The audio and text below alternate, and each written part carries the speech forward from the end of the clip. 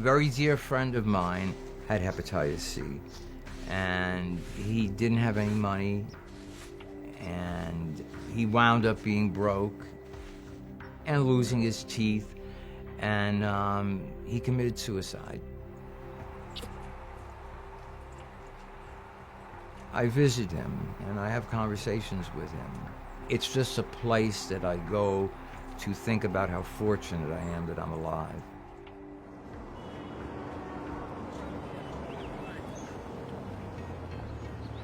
This is where I used to live when I was homeless on the street. It's where I used to hide, buried in the corner, huddled in the corner. He would pick up cardboard and basically make a wall here so no one would see us.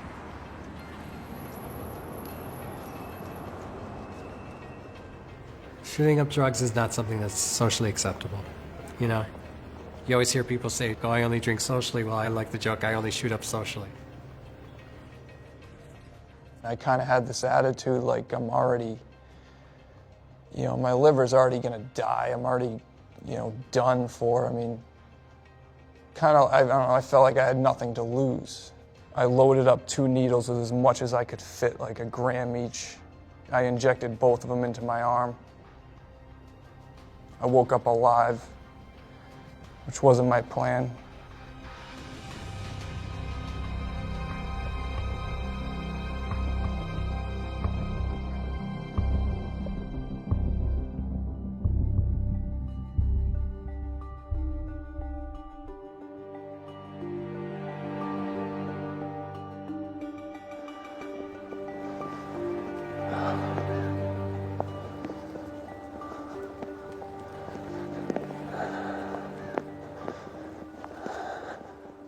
I remember at a young age having no food in the house and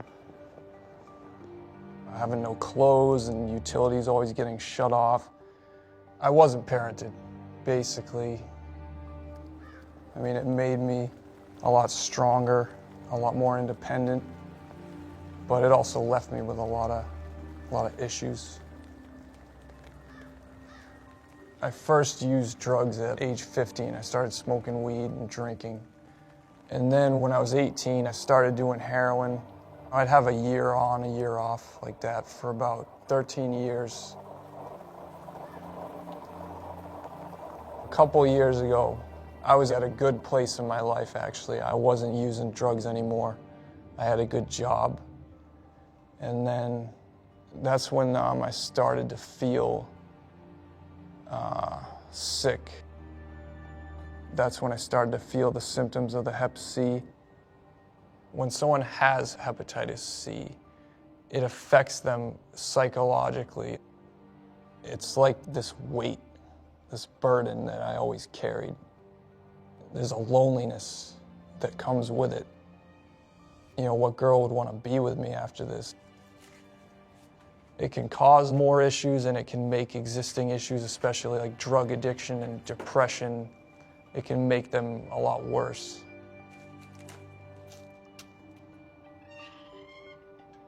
I saw a couple doctors, they all pretty much said the same thing, which was it's not killing you right now.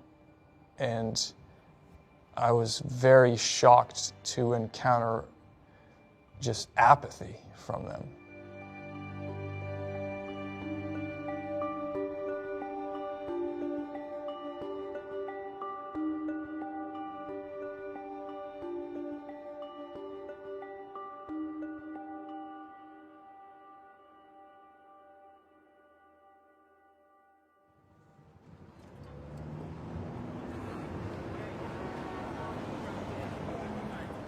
I think my greatest fear is picking up again and never coming back. Tomorrow's a new day. I don't know what's going to bring tomorrow. My addiction started after the death of my mom. It was a really hard loss. I didn't know who I was supposed to perform for anymore because I was performing for my mom my whole life. I didn't know how to deal with it. I didn't want to deal with it, so I escaped by shooting up crystal meth. That's how I dealt with that pain. And rotate parallel with the inner thigh, and then bend the knee up and the toes drag and open on the floor. Great, good. Breathe. I felt like I wasn't worthy, like I could never attain happiness again. I felt like I was a piece of I was feeling really, really depressed, very lethargic, lost all interest in life. And I got tested by the doctor, and he said, "You have hepatitis C." And I was like, hepatitis C? I didn't even know anything about it. And they found out I had between stage 2 and 3 cirrhosis of the liver, which is pretty quick because I was just newly infected. But I guess when you're both HIV positive and have Hep C, the progression is much greater and quicker than it would be for someone who's healthy.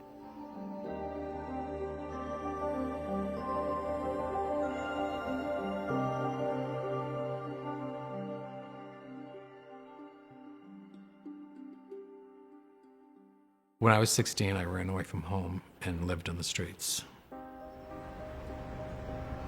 One night it was my birthday and it was pouring rain and I'm sleeping under a tree in the public garden and I'm like, well, happy birthday.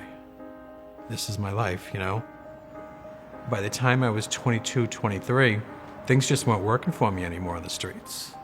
I was looking at my life and I'm like, well, you know, I'm a drunk, I'm a drug addict, I don't have any place to live, and I just realized something's gotta stop.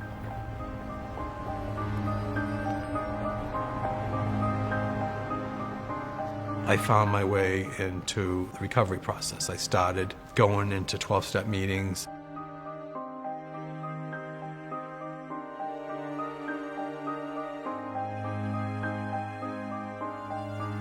I get a letter in the mail from the health department, and I open the letter.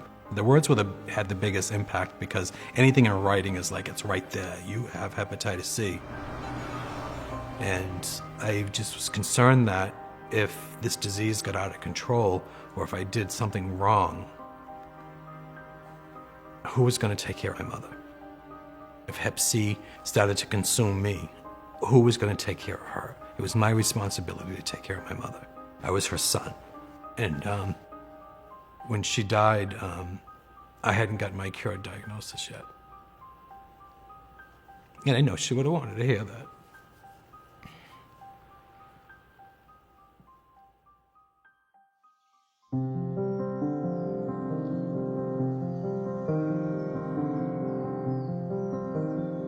I've pretty much been on my own since I've been very young. I came from a very dysfunctional family. My parents were abusive to me, and they fought a lot. There were a lot of rough times. That's how I got involved with drugs originally. I swore I would never touch heroin. I mean, I was into smoking marijuana and the hallucinogenics and peyote and mescaline and LSD, of course, but I never wanted to do heroin. I always knew that was a bad thing. As soon as I injected that heroin, it was the best and worst moment of my life because I felt good instantly, like that. But I also knew I was addicted at that moment. That's how I contracted the hepatitis C. And when my son was born was when I realized I had to stop. There was no way to keep going. I knew what my life was like with my parents, and I swore to myself to get off drugs. In 2015, I was feeling pretty bad. I had absolutely no energy. It would take me a half an hour to tie a shoe because I would fall asleep in the middle of tying the shoe. I didn't have the strength to shower. I was just waiting to die. But I wasn't going to cry about it because I always felt I did this to myself. If somebody develops cancer, then it's really sad because they didn't ask for it. I asked for it. I got what I deserved.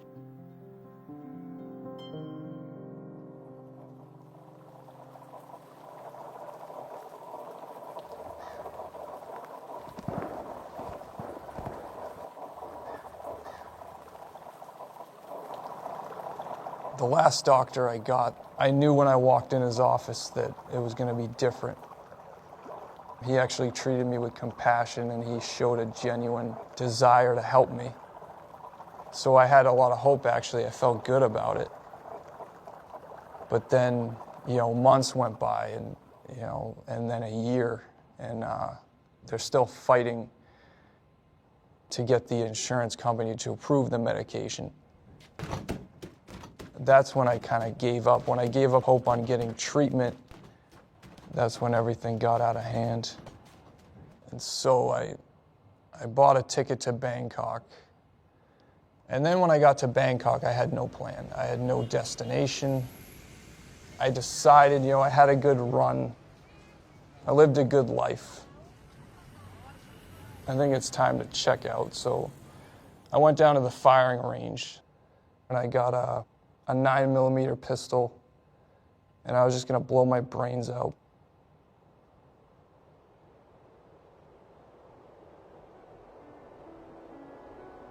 Something inside of me changed. There was this voice inside of me saying, this is not your path. And then I got the email from my doctor that the medication was approved.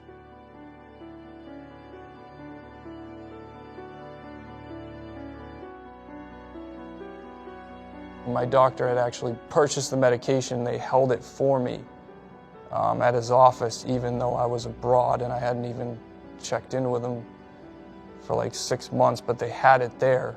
They still were working on it, which is amazing. They were still fighting for it. I decided to come back 90 days, and as soon as I got back, I got a job again. It was like all of a sudden, all these good things started coming my way. I have a great relationship with my doctor. A lot of people don't have that. A lot of people struggle to find a doctor that respects them and that listens to them and looks at them. And it's really hard to make eye contact when you feel shame, because maybe you got it from injecting drugs. It's been the difference between life and death. To have people that are there when you need them. After what my doctors did for me, I would feel guilty to screw that up. It made me want to have a better life. I see a lot of change in myself and who I am today. I have a job, I have a career. I'm a community outreach education manager. I educate people on viral hepatitis, hepatitis C, and liver disease. Point through the foot and flex the toe, the ball, the foot, the heel. My recovery needs to be three-pronged: mind, body, spirit. And if any one of those is lacking, I'm going to be in trouble. That's what I've learned in my pattern. But I'm doing really well right now, so that's all I can do. All we have is today. Woke up today, I'm sober today, and that's all I can talk about is today. Now that I'm cleared and feeling better, I can actually seek out the goals that I always had. If I didn't do that 16 months ago, I probably wouldn't be, sitting here right now, sober. I think I've always been a humanitarian, I just never knew it. Do aid work and, just help people. And I'm thinking about going to school, getting my nursing degree. Now that I learned to just let these good things come into my life, and I learned not to give up hope. I used to have Hep C days. I'd wake up and I'd be like, feeling like cramps and muscles, nausea, headaches. I'd have all these side effects from the disease. And now I have Hep Free days, where I wake up and I'm like, okay, what are we doing? Happy birthday, dear Paul. Happy birthday to you.